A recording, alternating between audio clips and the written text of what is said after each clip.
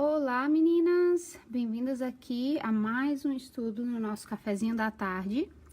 Hoje eu vou estar conversando com vocês um pouquinho sobre o nosso terceiro estudo do mês. A gente está estudando Esté esse mês e meu desejo é que até o fim do mês eu possa concluir, né, os nossos 5 estudos sobre a vida, os tempos, os costumes, né, que envolvem a Esté, que a gente colocou no coração fazer. O estudo, ele vem do livro Toda Mulher na Bíblia, de Sue and Larry Richards. Esse daqui, bom dia, Juju, bom dia, Érica. Esse daqui é o meu planner. A partir do dia 1º de setembro, eu tô voltando de férias, né, da loja e a gente vai estar trabalhando normalmente. Caso você tenha interesse de adquirir em PDF e fazer a impressão aí na sua cidade. Outra forma de fazer o estudo é ir lá no nosso site, www.cafezinhodatarde.com, e fazer o download desse cronogramazinho aqui, que tem todas as mulheres que a gente está estudando, assim como o questionário histórico, que vai ser o tema daqui a 2 estudos, tá bom? Ele é sempre o último estudo que a gente faz. Então, vamos lá.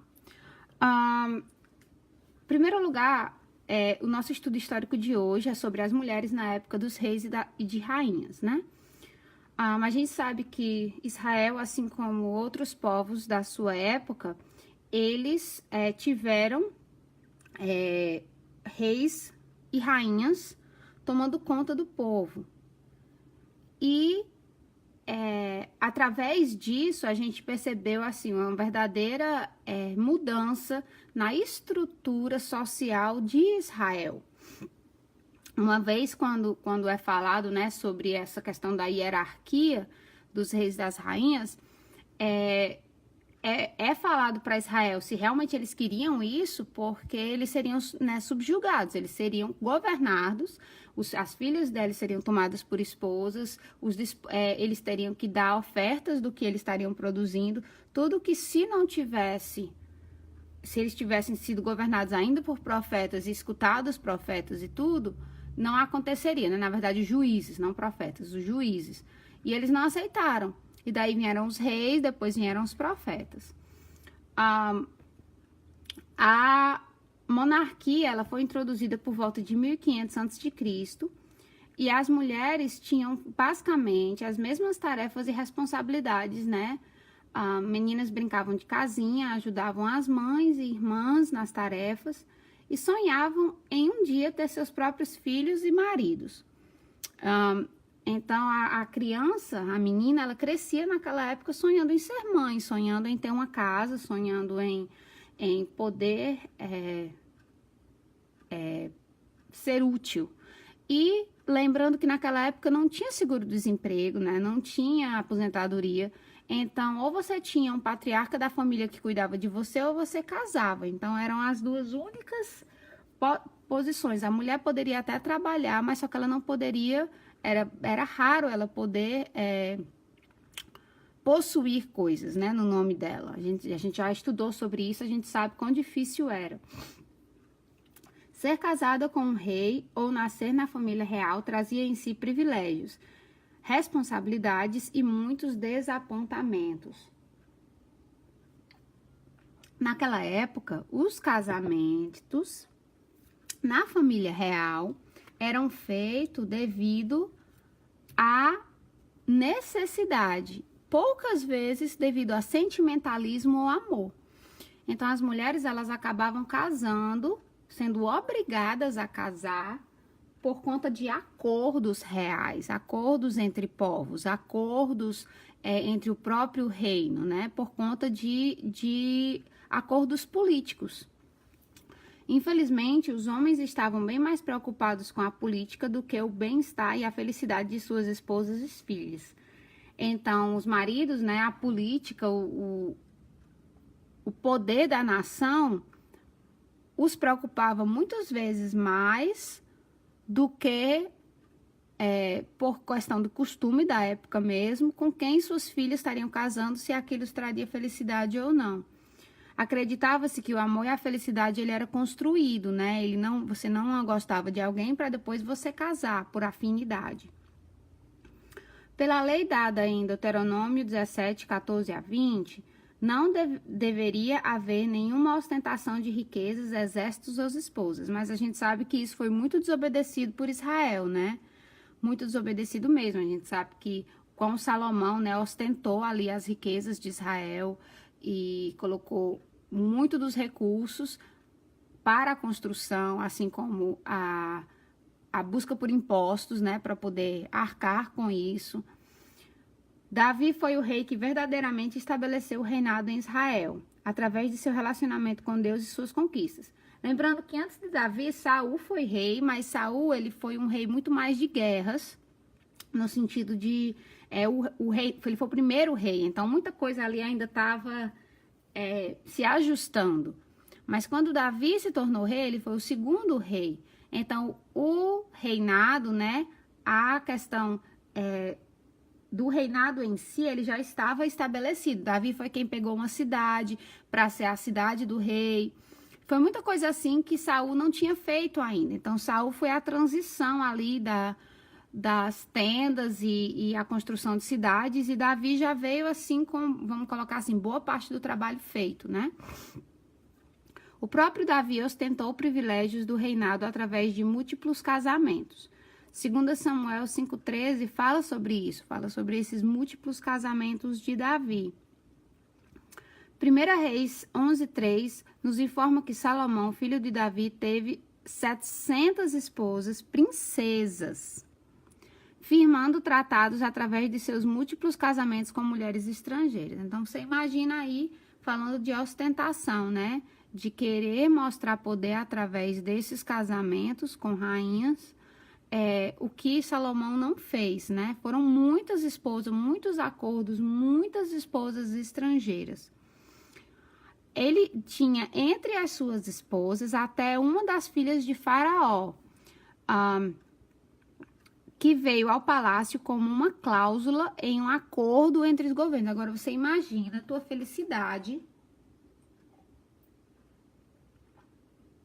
ser decidida por uma cláusula em um acordo entre governos. Gente, que coisa mais triste, né? Você se sentir tão usada que você é apenas uma cláusula, né?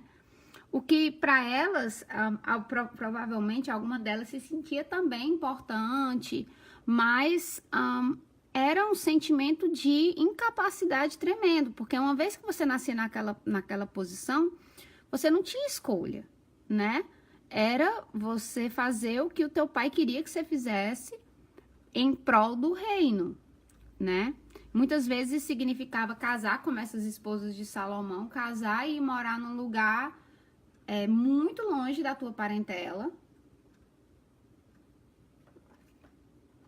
Significava ali realmente uma total virada de costas, vamos colocar assim, porque você imagina, não é na época da internet, né, que eu tenho como falar com a minha mãe 2, 3 vezes por dia no Brasil. É uma época que você talvez nunca mais veria sua família. Então é muito, muito triste mesmo. É muito difícil se imaginar como filha de um rei de Israel. Provavelmente não teria amizade e amor a um pai amoroso. Desde pequenininha, sendo criada, conhecendo suas responsabilidades. Então, acho que você cresce ali naquela neura, naquele medo, né, de não conseguir, no futuro, você não poder se apegar a alguém, você não poder se apaixonar por um rapaz, você tá ali sendo guardada, culturada, né, ali, ensinada e para você poder exercer aquele teu papel, que é o casamento por causa de um acordo no reinado do teu pai. Uma mulher criada na pobreza de uma fazenda por uma mãe e pai amorosos, procurando um esposo para si, em muitos casos era mais abençoada do que uma princesa criada no vazio do luxo da corte real. Você imagina, gente,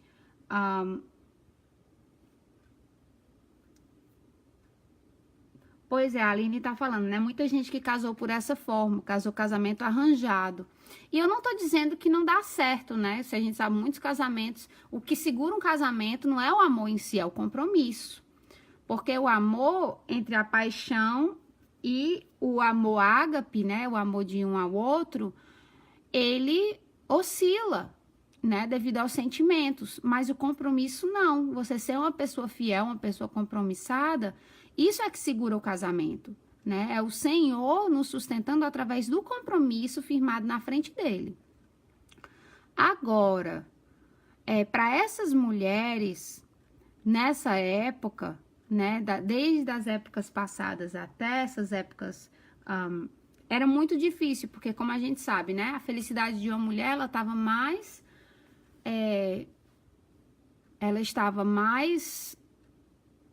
a probabilidade da felicidade era mais ao lado de uma família, de como era a dinâmica familiar dela, do que se a família tinha dinheiro ou não.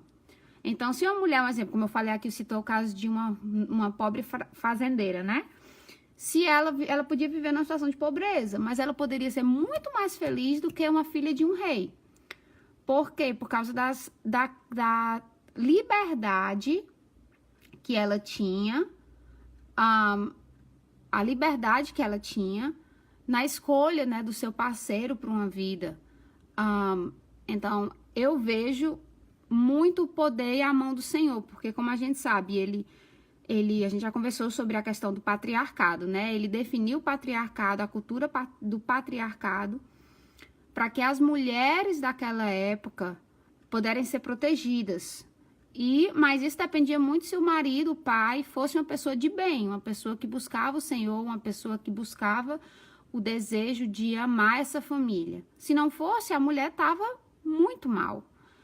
E a mesma coisa eu acredito que um rei, porque embora ela tivesse suas responsabilidades, eu também imagino que não era todo rei que seria um carrasco que casaria sua filha com um ogro, né? Por conta de um tratado comercial. Então, ou um tratado político, ou um tratado de guerra. Então, eu acredito muito que dependia muito, assim como no patriarcado, na época do reinado, dependia muito do tipo de pai, do tipo de marido, né? Porque a gente tá falando aqui de filha, né? A mulher casando, mas também tinham as rainhas, que eram essas filhas já casadas, que também tinham, né? A gente vê o caso, um exemplo, não era no reino de Israel, era na Pérsia, mas você vê o caso de Vasti, né?